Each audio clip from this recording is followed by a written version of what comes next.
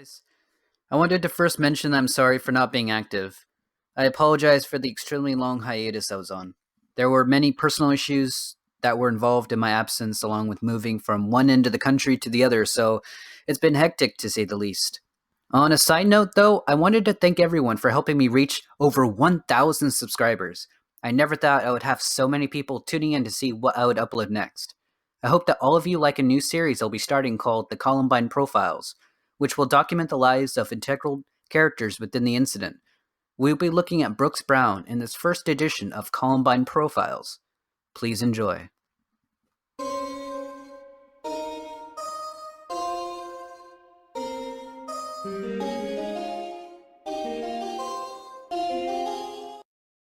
Brooks Richard Brown was born on July 14, 1980, to Randy and Judy Brown. While attending Normandy Elementary School in Littleton, Colorado, he met Dylan Klebold, and they started hanging out regularly. They played baseball, were both Cub Scouts, and shared a lot of the same interests. In 1993, Eric Harris and his family would move from Wichita, Kansas, to Littleton. Brooks enrolled at Columbine High in 1995 along with his friends. In 1996, the Harrises bought a $180,000 house just south of Columbine High School on Pierce Street. Eric met Brooks Brown on the school bus they rode together. Brooks would often take the bus along with Eric, and they used this time to chat between themselves.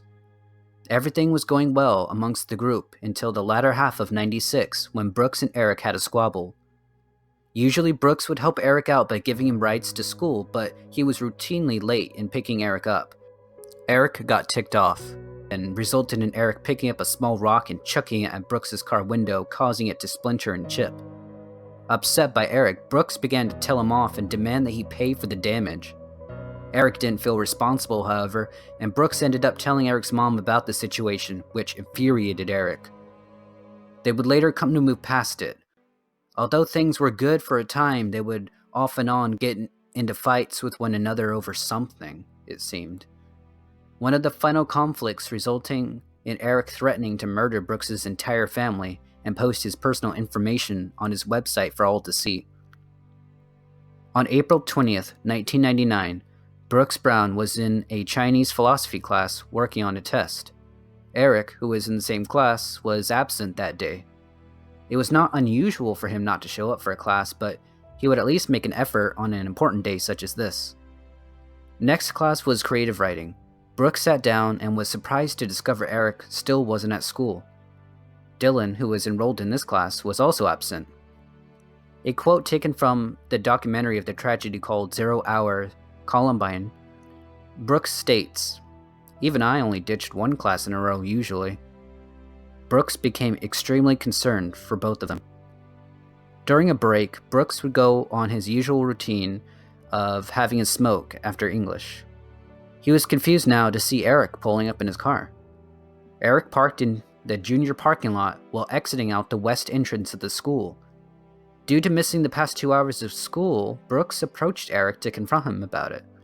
Brooks said, "I called him a few names, he laughed and called me a few names back, and we made this little interchange where I was cussing him out basically, which is really weird that he didn't shoot me for that." When Brooks told Eric he had missed the test and questioned his absence, Eric replied saying, "It doesn't matter anymore." Eric then looked at Brooks and said, Brooks, I like you now. Get out of here. Go home." These would be the last words Eric would say to Brooks. Brooks was the only student Eric and Dylan would let go before the shooting. Brooks quotes in the 0 Hour documentary, "There's a lot of theories of why he didn't shoot me. I personally think because I remember the look on his face. He didn't want to kill me." Brooks commented on a Q&A page on Reddit saying that his mom believed that Eric didn't shoot Brooks because doing so would alert the students inside the cafeteria and ruin their plan. Personally, I think they are both plausible reasons. Brooks was seen by eyewitnesses walking south on Pierce Street away from the area. Brooks finished his cigarette in a spot just off school property.